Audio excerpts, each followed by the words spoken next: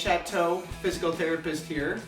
Today we're going to talk to you about squatting and why squatting is one of the most fundamental movements for life. And we have Alexis Chateau here, my daughter, who's going to help demonstrate a few of the techniques. The first thing I want to talk about is range of motion. So you'll see as Alexis squats down, go ahead and squat down, sweetie, how easily she can get into the position, even with greater ease than myself. She's got great ankle range of motion. I feel tightness here in my ankles. She gets into a full knee bend, full hip flexion, easily sitting up and upright, her thighs against her stomach. And for me, I can get in that position, but I feel rocked back on my heels. I feel a little tightness. It's not the most comfortable position, but I can hang out here for a few minutes. I've seen Alexis sit in this position for 5-10 minutes with no problem at all. Now the important thing is as we're young, it's easy to get in this position, and we want to maintain that as we get older.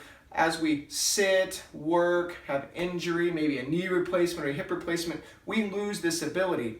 But if we can maintain this as we age, we can avoid arthritis in the hips, in the knees. We can maintain strength. Go ahead and stand up for me, sweetie. She can stand up easily. She can squat right back down. This is what we want to try to maintain. Though, if we've lost it, there's a couple of tricks we can do to try to get that back. Alexis, why don't you stand right over there for just a second?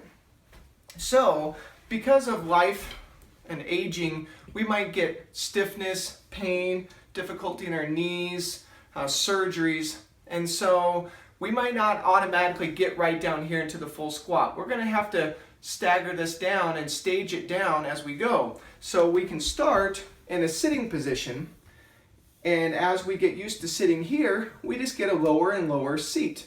As part of being able to get down, we need to get up, and so that becomes an exercise for us. So we can sit, stand up, sit back down, and while doing that, we can modify. We can have our hands in our lap, we can hold on to a weight, we can get further down into the squat as we go, get to where we don't need to hang on to anything, still not getting full motion, but getting closer.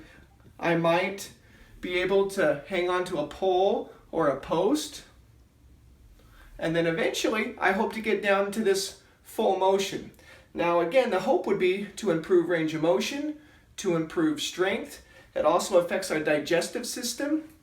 It can be a great form of exercise. So I'd really encourage you to try to work towards getting into a full squat, not just as part of your exercise program, but also as part of a prevention program for long-term maintenance.